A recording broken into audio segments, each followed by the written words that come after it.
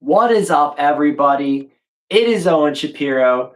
Today, I'm going to be ranking the books that I read in my academic degree at university. And this is the top 10, the 10 books I read and where they stand, okay? And this is some are personal that I like, some are philosophical, historical, and some of the books are maybe like from a friend that read it. I want to put that in there that the friend that I have, he wrote one of the books. So let's start off with number 10. All right, number 10 is The Day After Tomorrow. To be honest, I thought this book was going to be about the movie The Day After Tomorrow. So I was expecting there to be like ocean, like tsunamis and stuff. To be honest, for a book, it was kind of exciting, I will say. Although the ending was kind of just like it's not that it was subversive, it was just really weird, and there's, like, a person's head in it, and it's just very, like, there's a scene where he finds a head. I'm not gonna say who the person is, it's a very important person that has to do with World War II. He finds that person's head just in the middle of, like, an iceberg, just their chopped head, and it's just very creepy and weird. I'm not saying creepy and weird isn't good. It's just very odd. I think it's a decent book. It's decent. There's really exciting parts, but it just leads up to the part where it's like, was this what the whole book was about? And like, it's not like I didn't really feel like there was something gained from that part, but the rest of it was pretty exciting. Okay. Next, we have this book, Shakespeare A Life. And I will say this right now. It's it's what's the word? I think it's insightful, but I wish there was more of how Shakespeare came up with stuff. I liked that it was showing like his artistic, poetic vibes and like what made him so poetic. But at the same time, I also felt that it needed some conflict. It felt like there was not a drive at times, but it was still incredibly beautiful to see his beautiful poems and that he puts in his theatrical plays, and the pictures were amazing. So it was still a great book. I just I think, for out of the other books, I think this one could have had a little bit more of that that insight of how he made stuff, but I still thought it was a good book. Next, we have More Than Agree by Robert Cristaldi. And this guy was my friend from college. While it does discuss politics, I'm not saying I'm a political person. I'm not good at politics. Don't worry. It's really cool to see like a person that I know write this book, and from a perspective of a person who he's just graduating his degree. He's not like out here to just write the best novel ever. He's just giving a personal story about his book. It's nothing like crazy or extreme. It's more of just his feelings, how he felt, the times he worked hard and he struggled that were appreciated for the effort he put in, and why it's so important to see this from a young point of view. I thought it was a really good book. Next, we have Wise Guy, the book that inspired Goodfellas. Okay, there's a reason why Scorsese used this book as the movie and the adaptation. Okay, this book is so entertaining. I felt like from the beginning to end, it was conflict after conflict. I think the conflict was so much at points though, where it was just like your mind is just going in circles, but that's the point because that's how much conflict he was in. I appreciated how in the movie they stopped at midpoint, and in the book they actually kept on going farther and farther and farther into his life. And the crazy part that actually was afterward, which is pretty insane. One of my favorite books. I'm inspired by it. Very good book. Let's go to the next one. Next book is Hunger Games. Yes, I'm like a decade late. Yes, I'm 10 to 12 years late on this. My father had read the books before I did, but I wanted to give it a shot.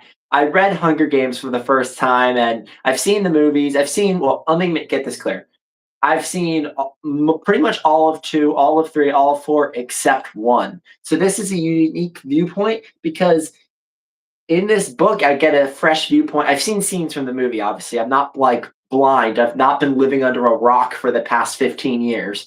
Okay. It's not like I'm like like right under there and I'm like, oh, I just came up. What is Hunger Games? Oh, what is Katniss and PETA? What is that? What is that? No, that's not where I'm at. Um, I know the basic storylines. I just wanted to give it a read. And honestly, I see why it was so exciting, and it still hits today because it was a unique perspective on governmental positions. It's a unique perspective on why young people feel like they're in the war, and it's very similar to that, where it feels like people are going into war, but they're actually going into like a battle royale style situation. I thought that was pretty unique and insightful. I think everyone should give it a read, even if you weren't around during this time. You know, maybe show it to your teenagers, right? So that was a pretty unique book. Oppenheimer, the book written by Christopher Nolan, not American Prometheus, the screenplay. This is the screenplay. I loved this. This was the book I was the most excited to get. And like honestly, like if you look at it, like look at that cover. How is that not insane? Like looking at that cover, right? I mean, Christo Oppenheimer, Christopher Nolan. Yeah, I loved this book because I thought that the spaces in between it made it almost like it was a novel or like a storybook. I thought it was really unique. Like I'll show you. Like here's like a unique perspective of it. Like this is kind of what it looks like, right? Once it was out, I was like, I needed to get this because look at that perspective. It's really a unique thing. It's a book as a screenplay. And I thought it gave more detail on what things seemed like in the movie. It felt much more real. And the movie I loved. It's like my top four movies ever, top five ever. But I thought this book was a unique aspect because it felt the movie was more of a novelization, which I thought was really amazing. All right. Yes, I read it. Uh, uh, I read Twilight. And yes, it's an amazing book. Okay, I'm not gonna lie to you. It is an amazing book. All right, don't listen to what the goobers say, the gooners say. Okay, they're like closeted Twilight fans. All right, this book is so groundbreaking because what did not work in the movie that people often say works perfectly in the books. That idea that like someone's talking so still, the reason why is because often I can find it in the book. Here, if I can find it right here, getting it right here. Okay. In the book, they often have a lot of the scenes in the movie where she's giving her monologues as if they're keyboard, like computer typed diaries, right? I mean, look at this. Isn't that like pretty cool? It's like a computer type diary. And I think translating that to a movie could be pretty difficult. I think there's way more detail in the book. I was shocked how much more I loved the book in the movie. And it made me have a greater respect for the movie. And it made me think that the book was foundational to what we have for other films and books. I mean, would we have this book if it weren't for this book? Like, let's think about this. Think about it. Would we have Hunger Games without Twilight? Maybe, sure. We'd have something great. I don't know how much we'd have like the similar character arcs that they have in Hunger Games without Twilight. Put those back. I just I thought this was groundbreaking, and I think everyone should give it a read. I think once you hit a certain age, obviously, there's like a 10-minute sex scene in it.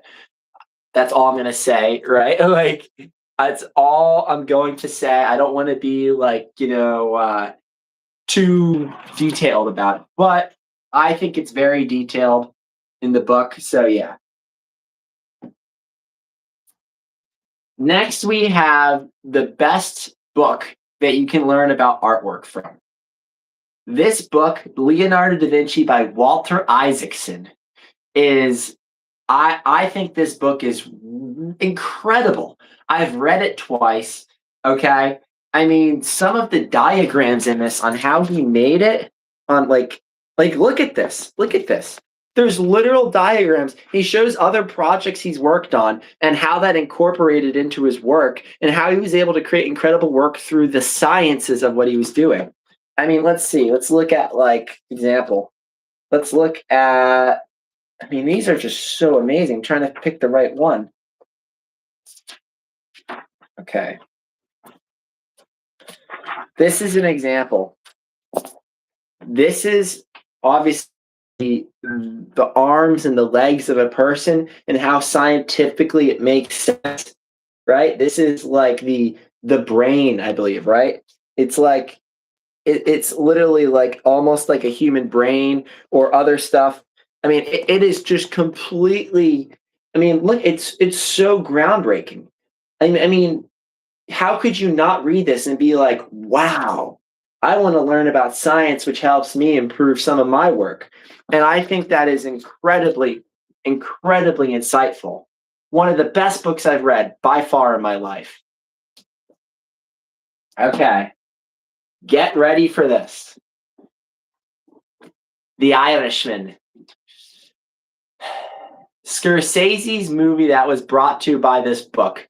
I think this book is better than the Goodfellas Wise Guy book, and I can see why Scorsese made it.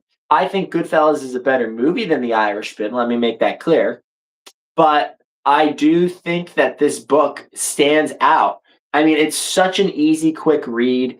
I mean, it's completely just it's wonderful. Just wonderful. I mean, like if we were to take a look at this, right? I mean, just absolutely wonderful. All right, here we go. So my top two, let me pull this out. Okay. Let me pull this out. All right.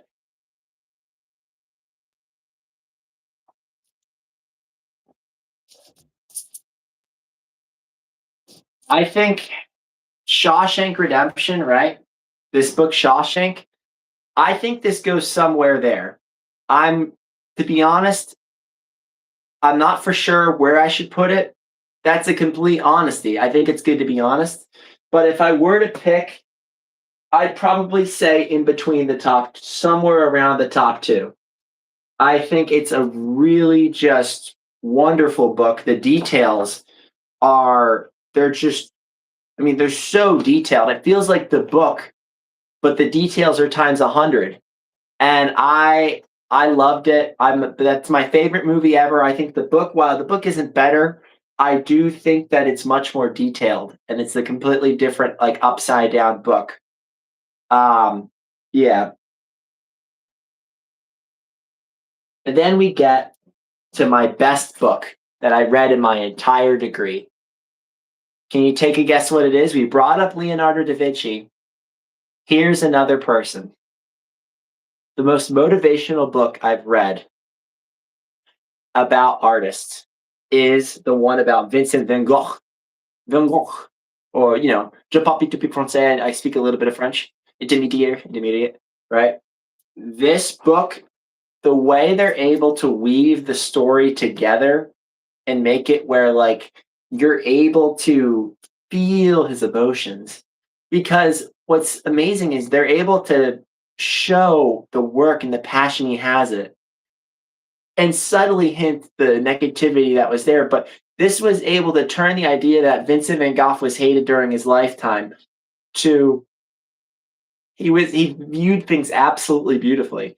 And I think this gives a positive reinforcement on life because you don't have to view things negatively. It turns it turns the idea of that he was so completely hated to he was loving his work and it didn't matter to him whether he was hated or not.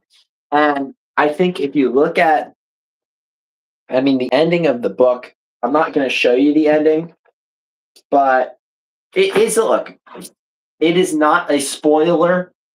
It's real life, but here's just an example of like some of the artwork. It's just so beautiful. I mean, they show some of the portraits that got him to where he was at. Like, I mean, these are just amazing. I mean, like look at this. Like, I'll show you this. Like, look at this. look at this photo. I mean, obviously it's not a portrait, but just look at this of people, just people. I knew Vincent, I knew Da Vinci could do this, but this is just like, wow. Another book, right? Because like this is just another thing, because it's like this book is just another book where you can see the most beautiful art. And I think that the art in this stands out the most. I really do. If Da Vinci's was the most scientific, this was the most beautiful. This was the most personal and passionate. Like Scorsese says, the most personal is the most passionate. I mean, absolutely beautiful. All right, I'm going to spoil the ending of the book, everybody. So just be honest. It's not really a spoiler. I mean, I think everybody knows this is what happened at the end of Van Gogh's life. Okay. At the end of the book, they talked about how depressed he was at the end of his life because not seeing family, all that stuff. And then they mentioned how pretty dark he killed himself. And then the next few pages, they talk about how after he killed himself, he was an overnight success. And then he was renowned known. Sorry. He was world renowned known after that happened. And I think it shows how he was happiest when he was painting and drawing and doing art. You know, it was never about liked or no liked. It wasn't because of his artwork he was hated, or he hated whatever, or like he felt hated. It was because it was because he couldn't see people. He felt so locked away. He was having delusions. It was never because he felt hated, or it never was like that he was completely just hated. I think he was so different that people couldn't accept him. And then once he died, he was an overnight success. And I think he shows us why there is beauty in life and we don't need to do that. Because if we don't, do those, end up dying or end up, you know, KYS, then you can see all the beautiful things in life that you'd be able to see that you were a success. And I think it's just so motivational that like what we could see of ourselves. Anyway, everybody, I'm your boy Owen Shapiro. I'm out. Stay simple.